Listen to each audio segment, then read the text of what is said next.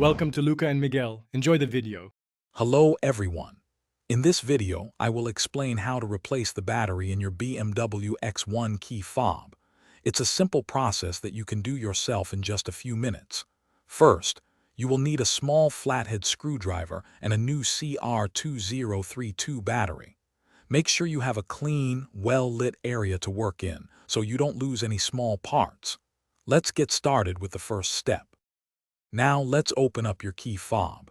Look for the small release button, usually on the side of the fob. Press this button firmly, and then you can pull out the emergency key blade. This blade is essential for the next step. Once the blade is out, use your small flathead screwdriver to gently pry open the key fob casing. Be careful not to apply too much force, as the plastic can be delicate. With the key fob open, you will see the old battery. Before you remove it, take a quick moment to note its orientation. Typically, the positive side faces up.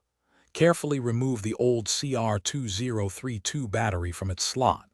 Now, take your new CR2032 battery and insert it into the compartment, ensuring the positive side is facing upwards, just like the old one.